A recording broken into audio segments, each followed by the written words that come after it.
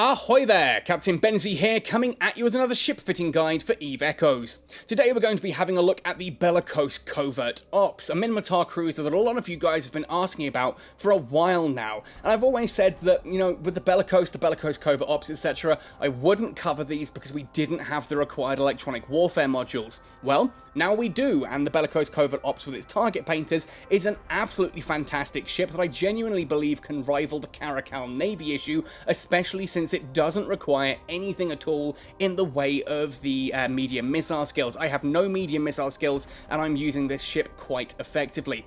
So what we're going to do today then is have a look at the Bellicose Covert Ops, and briefly at the Bellicose and the Bellicose Interdictor as well, just to get an idea of this particular cruiser and its alternative hulls. And we're going to have a look at what you can do with it, how the ship works, and different ways of fitting it, etc.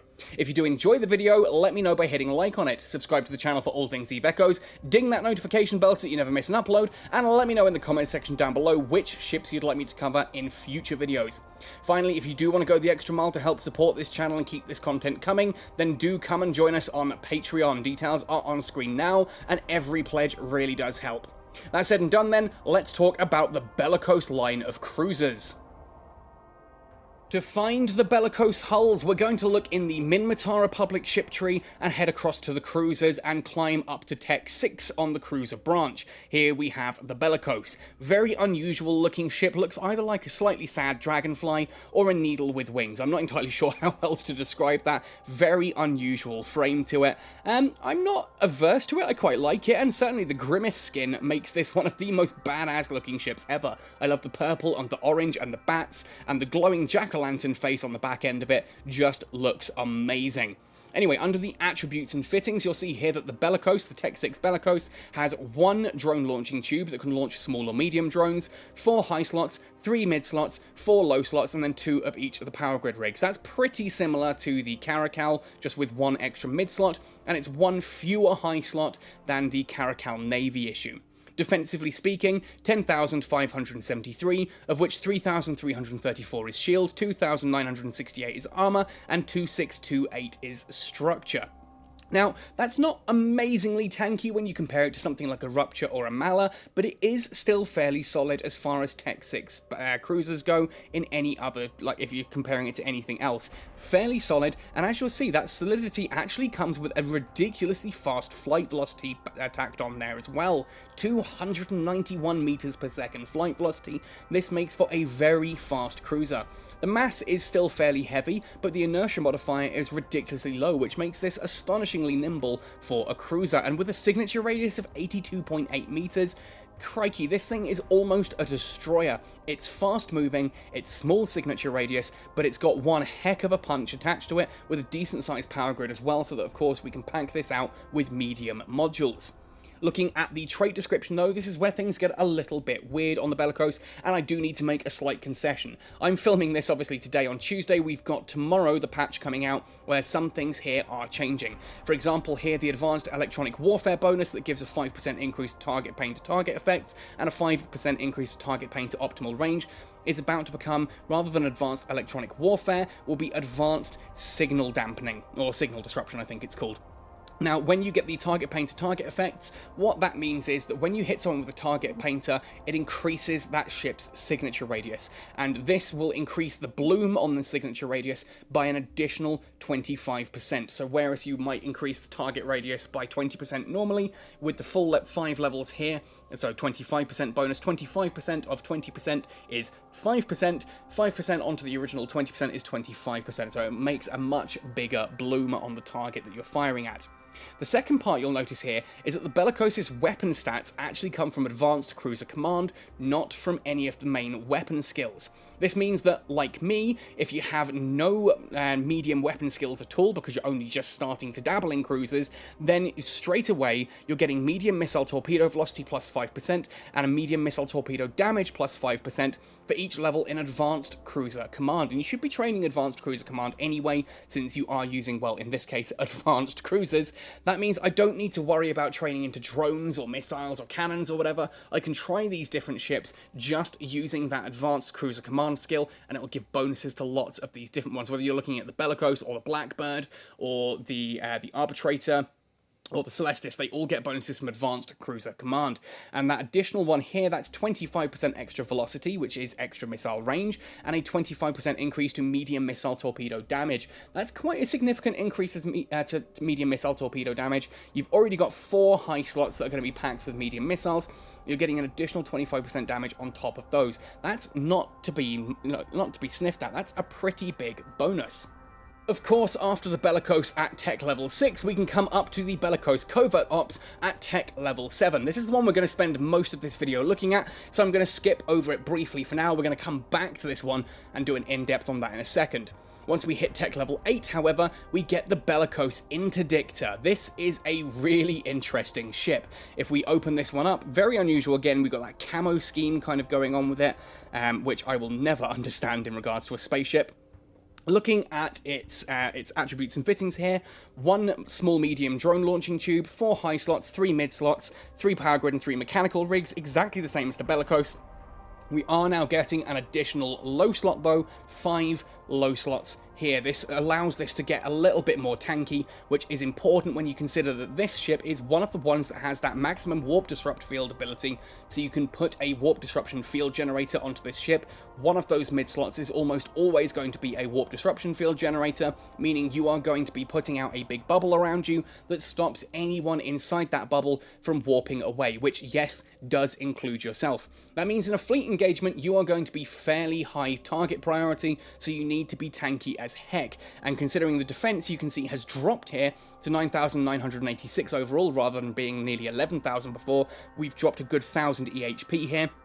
Most of that now is still in shield, with a good amount of armor and a little bit of structure. This means you're going to be fitting this one out with as many shield boosting rigs and like shield boosting modules as you can. Again, signature radius is very small. Flight velocity is absolutely insane on this thing at 313. Very small, very fast moving cruiser. This is literally a destroyer as far as signature radius and flight velocity are concerned. If we look into its roll bonuses here, you get advanced propulsion jamming, gives you a 5% increase to the target pane to target effects, and a 5% increase to target pane to optimal range, along with a 5% increase to the warp disruption field effective range. So if you're going into advanced propulsion jamming, you're making that sphere radius bigger by 25%. That is a humongous increase to that shield, to that bubble, which is just going to make you an absolute nightmare to deal with if you're out in null fleet engagements. Then looking at Advanced Cruiser Command, again, same as before. This time, though, we've still got the 5% medium missile torpedo velocity, but you're getting a 10% increase to medium missile torpedo damage. That's 25% additional range and 50% additional damage, meaning that those 4 high slots are actually operating as if they were 6. Of course, though, we're here today to talk about the Bellicose Covert Ops, so let's have a look at that one instead. Very interesting color scheme. I do like I think it's the Thucker Tribe kind of color scheme here. This white and black like you get on, for example, the Thrasher 2 and the Probe Covert Ops. Very cool little contrasting color scheme. Attributes and fittings, though, for the Bellicose Covert Ops, you'll see that the fitting profile is the same as the Bellicose. 1 small medium launching drone tube, 4 high slots, 3 mids, 4 lows, but we now have 3 power grids. This is more than the Caracal Navy issue has. 3 power grid rigs and 3 mechanical rigs. The Caracal Navy issue still only gets 2 of each. You've also got a fairly large power grid output here, 503 megawatts, very useful, alongside a solid defense of 11,580. Again, the vast majority of that is in the shield, 3,651, but the armor has peaked over 3,000 now, 3,250, and the structure is only just below 3,000 at 2,879. Fairly solid, fairly tanky ship as far as Minmatar go, which is, you know, pretty good. Okay, again, it's not a Rupture 2, it's not a Guardian, it's not anything like that kind of thing, but it is a solid ship for cruisers. It's also still very fast, flight velocity of 296, with a small signature radius of 79.1. Yeah, okay, you're not going to be speed tanking against frigates, destroyers, or other cruisers anytime soon, but this does make it surprisingly difficult to hit if you're going up against battleships or the assault battle cruisers using large weaponry, because the very small signature radius, very high flight velocity. Scan resolution's pretty standard, it's kind of what you'd expect on a cruiser this size. Not too slow to lock on, but not particularly quick either. The main thing to draw your attention to, as I said though, in the fitting profile there, is that additional power grid and mechanical rig each. That is a humongous difference and really allows you to push the DPS up on this thing surprisingly high, or add extra range, or do all kinds of other crazy stuff, as we'll see in a moment. Looking at the trait description, of course, being a Covert Ops ship, you can equip a Covert Ops cloaking device to it. You don't always want to, and there is going to be, as of the patch tomorrow, there will be a reduction to the lock-on time as well. It's not going to be like a stealth bomber that can lock on as soon as the cloak drops. It does, I think, halve the cloaking device lock-on time, so it should be a 50% reduction, so you're 15 seconds rather than 30.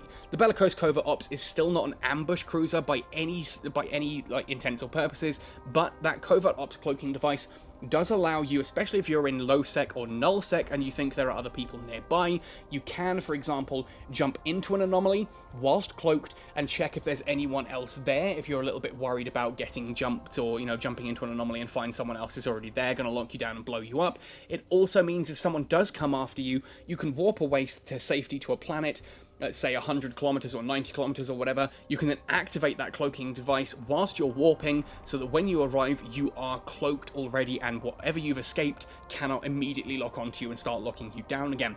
Very, very useful. There's also the part that, as some people have pointed out, you can use this to reset storyline missions and things like that if things start going a bit Pete Tong. Looking at the skills though here, you'll see that you've still got that advanced cruiser command bonus. That's still giving a 5% increase to medium missile torpedo velocity, so we're still getting that additional 25% extra range there. But now the medium missile torpedo damage has gone up to 8% per level of advanced cruiser command. Obviously that is now a 40% increase to medium missile torpedo damage, rather than the 25% increase that the Bellicose had. Very, very nice. Also, an additional 4% reduction to that signature radius drops it all the way down to a 20% reduction once you have advanced cruiser command at level 5, and 20% of that that's almost a 16 meter reduction, takes you down to about 63 kilometers.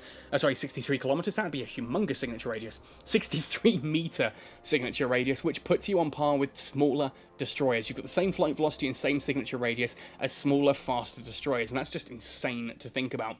Finally then, advanced micro warp drive operation, if you're training into that, gives a 7.5% increase to target painter target effects, so increasing the bloom of the target painter by 37.5% at full training, and a 10% reduction to warp drive signature radius penalty, so again 50% if that's fully trained.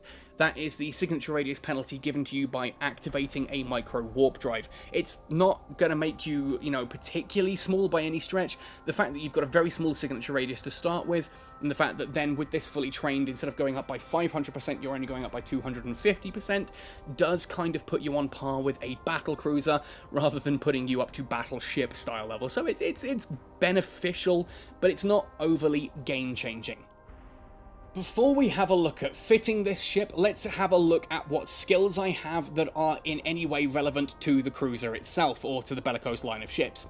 So under cruiser technology here, of course, I have cruiser command all the way up to advanced level 5. That is giving those bonuses to the missile damage, missile range, and in case of the Bellicose Covert Ops, also giving that reduction to signature radius. And under navigation, I'm currently training advanced micro warp drive operation up to level 5. It's currently only at 4 so far, so I'm only getting 30% increase to the target painter target effects, and a 40% reduction to the micro warp drive signature radius penalty. Still pretty useful though, and obviously getting the bonuses there as well for the warp drive capacitor requirement, activation time, and the actual amount of boost that it applies. Always nice to have. In regards to the actual weapons themselves though, you'll see obviously I'm going to have missiles fitted to this because it is a missile bonus ship, but I do not have any of the medium missile skills actually trained on this character, and you can see I haven't even unlocked them. Medium missile torpedo operation, medium missile torpedo upgrade, I have not bothered to unlock these yet.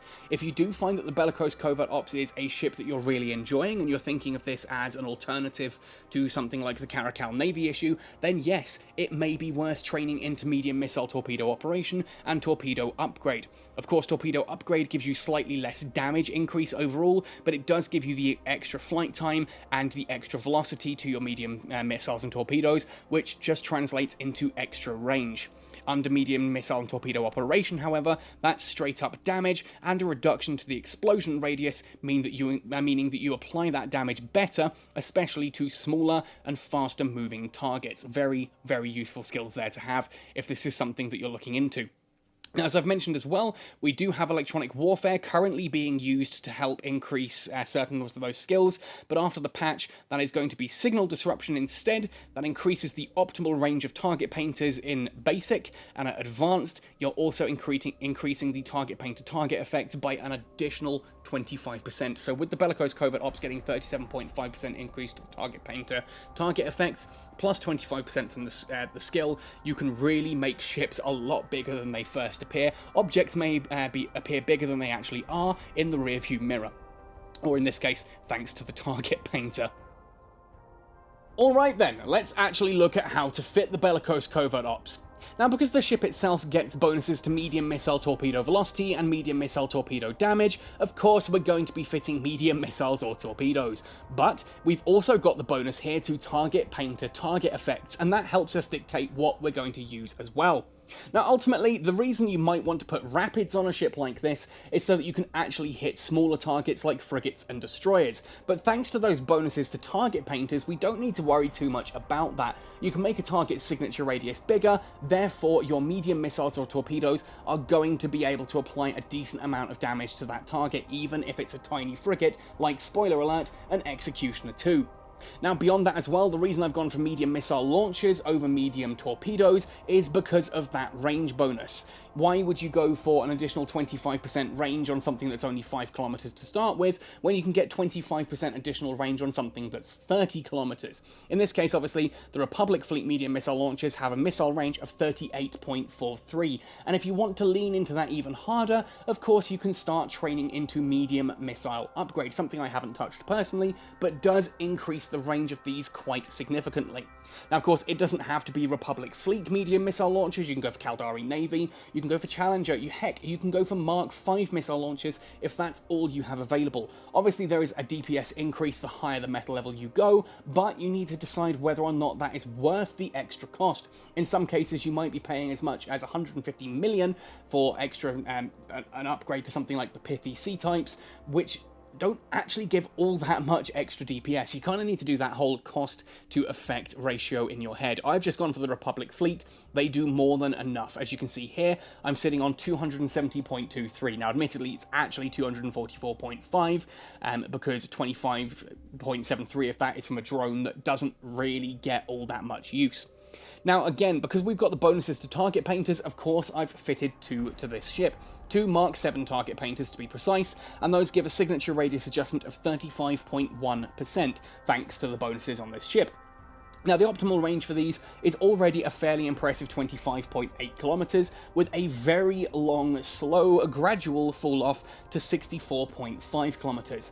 Now, that means that basically, if you're sitting at the missile's maximum range of about 38 kilometers, you're still at about 95% effectiveness with the target painter, so you're still increasing their radius by over 30% per target painter, and I've got 2 of these fitted. Now, I have gone for an interruptive stasis webifier here as well. If anything gets within 13 kilometers, not only can I make it much bigger, but I can slow it right the heck down as well. Obviously, a bigger signature radius means that my large explosion radius doesn't matter as much, and the webifier then will slow them down so that the explosion velocity doesn't matter as much. But for the most part, you can either put a stasis webifier on here, or you can actually put a 3rd target painter on. Now, the 3rd target painter, obviously you do get a module stacking penalty, but still, having 3 is going to be better than having 2. It's just not going to be as good as you might initially think looking at them on paper. Now, drone-wise, go for whatever, really. I've gone for a Mark V Valkyrie because I had one lying around. Whether or not you go for a Mark V Valkyrie or a Vespa or a Hobgoblin, again, this kind of comes down entirely to what I've just said. Theoretically, the Hammerheads, not Hobgoblins, sorry, the Hammerheads theoretically have a slightly higher DPS than the other drones against most targets, but they cost 25 million each, whereas the Mark V Valkyrie here costs about 3 million, and the DPS increase is less than 1%. So are you really going to spend 22 million on less than 1% DPS increase? That's up to you. For the low slots here, the first thing I went for is a Lone Ranger medium shield booster. Being a shield tank ship, I am going to be taking some damage. I want to be able to just to boost that up gently every now and then. Any damage I take, I can repair and just move on and deal with. The bottom half of things is a propulsion system. You guys know I love putting propulsion systems on things. I've gone for a dealer medium micro warp drive. Now, obviously, this does impact the capacitor. My capacitor capacity is 25% lower than it would be without the micro warp drive, but we've got that massive flight velocity of 525%. This is already a very small, very fast-moving ship, and it gets that bonus as well to warp drive signature radius penalty. I've only got that to level 4 currently, so I'm only getting a 40% reduction, but you can get up to a 50% reduction, and you'll see here that on the ship, that has reduced the signature radius adjustment to 277%. Yes, that still makes the ship massive, but it's not as big as it would be. The flight velocity does actually now start to outweigh that, which makes for some very, effective kiting. You can almost speed tank with this thing. I'm not going to suggest actual speed tanking. You are still going to take a lot of damage, hence that shield booster, but it's there as an option to allow you to relocate and move around quite quickly. Now, because we have taken a hit to the capacitor thanks to the micro warp drive, I've gone for an Acolyth medium capacitor battery here. That increases the capacitor of this ship by 626 gigajoules just for having it fitted, and I can dump an additional 1002 gigajoules in every 60 seconds, or rather I can dump that in for 25 seconds. It will obviously dissipate if not used, and then it goes on a 60-second cooldown before I can use it again. Now, since I'm not really intending to have the micro warp drive and the shield booster on at all times, the fact that it says here 1 minute 43 seconds capacitor duration is kind of misleading. You actually, because you're not having those active most of the time, it's not really taking that into consideration, and you've got the battery on there as well, means that I can go an entire combat situation without running out of capacitor. Now, the fourth and final low slot then that I've gone for here is a full duplex ballistic control system. This gives an additional 5% DPS as standard, plus the activation time adjustment there of minus 4.01, so it's not 5% DPS, it's 5% damage, and a 4.01% reduction to activation time. That significantly increases the DPS. You can then activate it, which will take the damage bonus up to 8.03, and a 400% boost to that activation time adjustment makes it basically a 16% decrease to the activation time. Big DPS increase for the 20 seconds that is active. And again, if you're training into advanced medium missiles, you will see that there are skills there that make your ballistic control systems last longer. Very, very useful. But what about the rigs? Well, for the power grid rigs, I've gone for a Warhead Califaction Catalyst, additional damage bonus 15%, and a Bay Loading Accelerator, a 10% decrease to the activation time. Again, higher damage and faster firing is increased DPS. Either more damage or more seconds, fewer seconds. That increases DPS. The third and final one here, though, is a rocket fuel cache petition of flight time bonus 10%. Again, we've got some range bonuses on this ship, so I'm leaning into those. I don't want to get the penalties for having an additional bay loading accelerator or Warhead Califaction Catalyst. I'd rather get some additional range in here so that I can hit things from a little bit further away. Very useful, and that's what ultimately gets us to nearly 40 kilometers of missile range without any missile skills trained. For the mechanical rigs, though, a dynamic fuel valve reduces the amount of capacitor needed for a micro warp drive. That helps us maintain capacitor stability whilst using that micro warp drive to get around from A to B. And I've got a couple of semiconductor memory cells fitted into here. 17.5% increase each of those to the capacitor capacity multiplier, makes the capacitor bigger, makes the recharge a bit more powerful. Now, believe it or not, 2 semiconductor memory cell 1s are better than 1 semiconductor memory cell 2 and are about half the cost. Having 2 semiconductor memory cell 1s is half the cost of having 1 memory cell 2. I couldn't think of anything else for the third slot, so I went for this as a way of cutting costs. If you have the money, obviously 2 semiconductor memory cell 2s are going to be the best option there. You could possibly swap one of them out for something like a targeting matrix to help you lock on that little bit faster, especially if you're going to be using a covert ops cloak, which we'll come to in just a second. But for the most part, I just think that getting that little bit of capacitor stability there is probably the better thing to do. But yes, what about the covert ops cloaking device? Well, we haven't got that fitted onto this ship at the moment. As I said, it's not 100% necessary, but it is nice that the ship can have it. And if you're going to be operating in low-sec or null-sec, doing ratting in public anomalies, and you're worried about jumping into an anomaly and possibly there already being someone there who can lock you down and kill you, or you want to be able to flee and apply that cloak whilst you're warping, so that when you arrive you're cloaked and can't be hunted down, then ultimately I would look to swap out, in this case, the ballistic control system, because extra damage isn't as important as extra survivability. If you can last longer, you're going to do that damage eventually anyway. If you die, then it doesn't matter how much DPS you had, you're now at 0 DPS and you've got no ship. To showcase this one in PvE, I'm jumping into Drone Hive Investigation Advanced, which is a Tech 7 encounter, one of the news encounters up at Tech level 7. Obviously, this is a Tech 7 cruiser against a Tech 7 anomaly, but that said, I have no weapon skills at all relevant to this ship. So again, it's kind of just showcasing how this can actually work. So I'm going to set an orbit here of about 35 kilometers onto the drone thorax. And now onto the Incursus here. If I just launch a single shot here at the Incursus, let's see how much damage it's going to do straight off the bat. I am playing around here, so 298. Cool. Now let's put the two target painters on there to increase the signature radius, and we're going to send a second volley of missiles in just to showcase the difference here in the damages. 386, already a much bigger hit there.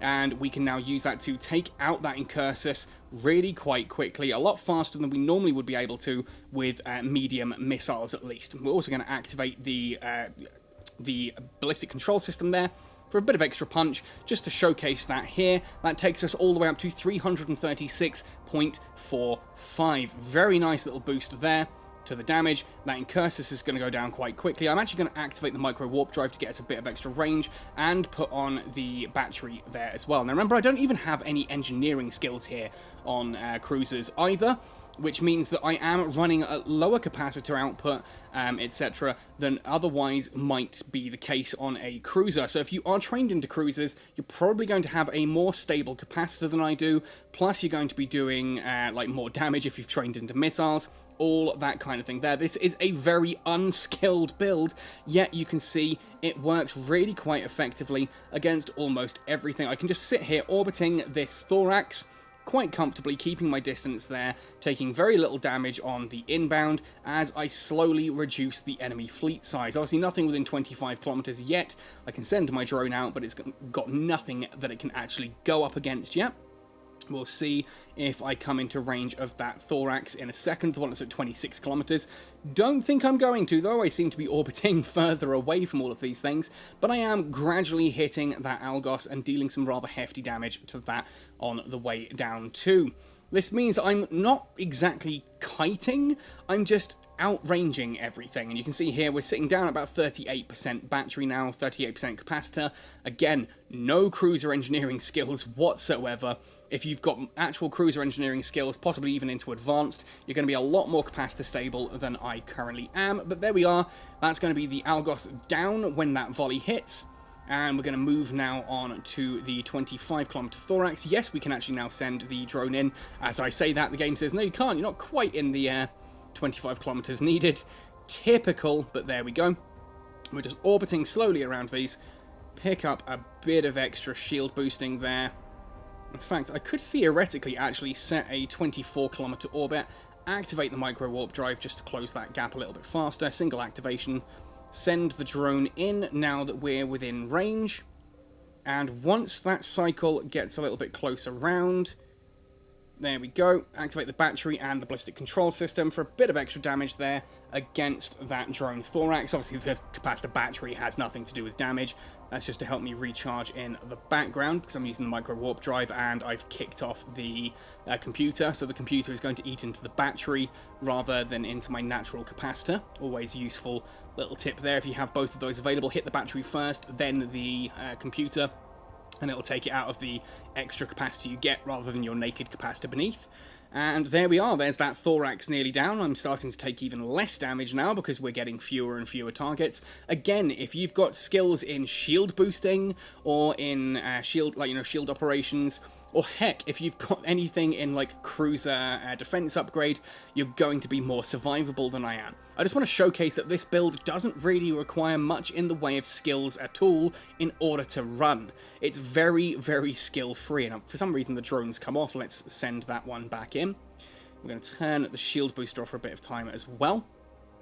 Ultimately, as I said, it's very low skill requirements in order to do this. Once you start actually training up the skills, I genuinely think this is better than the Caracal Navy issue if you are a medium missile user. Because you've got, with a Caracal, if you've got like medium missiles fitted and someone rocks up in something like an Executioner or a Condor or something small and hard to hit, you're going to have a rough time of it. Whereas here with the Bellicose Covert Ops, because I've got the target painter bonuses, if anything comes out to try and ruin my day, well, I can just... I make them a bigger target, and I absolutely blap them. In fact, I'm going to put some footage on screen now of exactly that. I was running... I'm not using this footage for the actual battle because it's a tech level 5 anomaly and it's not overly exciting because I'm zoomed right the way out.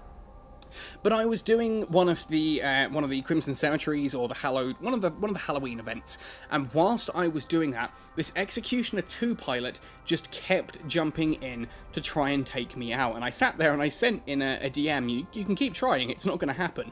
Because every time they come in, you'll see I activate the target painters and I start shooting, and I take some damage from them, and they do a little bit of damage to me as they approach, etc. But I get them down to armor very quickly, and I'm pushing towards hull long before I'm coming anywhere close to out of shields, and I've got plenty of capacity going too, thanks to the target painters there doing their job. And it's an excellent way of giving you that little bit more power. The Caracal doesn't have that capability. You can fit rapids to a Caracal, and it can then take on frigates and destroyers, but it's not got the damage really to go up against cruisers, battle cruisers, and battleships. Or you can put on the medium missiles and struggle to go up against frigates and destroyers and things like that. Or you can come here in a Bellicose Covert Ops and put on the medium missiles for the best of both worlds. It's kind of like, why wouldn't you? I'm genuinely of the question, why on earth actually wouldn't you do that? You've got a situation where you've just got one ship that can take on everything, rather than the Caracal, everyone's favourite, is super expensive on the market and will forever be expensive on the market. Yeah, the Bellicose is a bit more expensive being a Tech 7, but it's worth it, in my opinion. I don't know, maybe it's just me, but I look at the Caracal Navy issue, and I look here at the Bellicose Covert Ops, and I just think the Bellicose can do more. If you're training into missile skills, thanks to the fact that you've got those additional, what's called the additional rig slots there, you can do more with the rigs on the Bellicose Covert Ops. It's just, you've got more variety, more stuff going on with it, and to me that is always going to make it just a little bit more powerful. The fact that I can take on frigates and destroyers and cruisers and battle cruisers thanks to those target painter bonuses, plus I'm very small signature radius, very high flight velocity, helps you loot at the end as well, which is nice. But anyway, I think I'm kind of getting to that point now where we've kind of showcased everything I want to showcase. I think I've made my claim and made my case for why I think the Bellicose Covert Ops is genuinely a better ship than the Caracal Navy issue, why I think you actually will get more out of it, especially if you're missile trained. Get out there, have some fun with this one. Being able to target paint targets is just excellent fun. And I know a lot of people who have lost Caracal Navy issues to frigates and destroyer gangs, so the fact that you can actually, fight back is kind of a big thing. And using the fit that I've been showcasing here, if you are going out into PvP areas and you really want to punish someone, obviously you can swap the Web of Fire for something like a Scrambler or a Warp Disruptor, probably the Warp Disruptor because it's got that longer range.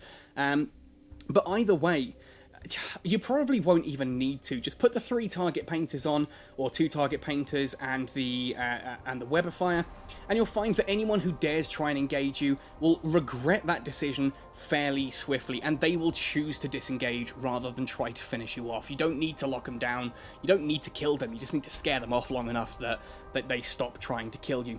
But anyway, that's my thoughts and my opinions. I really like this ship. I've been having a lot of fun with this over the past couple of days, and I do hope that you guys will give it a try. You know, take my advice, give it a little bit of a go, see how you get on with it, and of course, as usual, let me know in the comment section down below what your thoughts and opinions of this particular ship are. Otherwise, folks, thanks for watching right the way to the end of this one. Happy sailing, and see you in New Eden!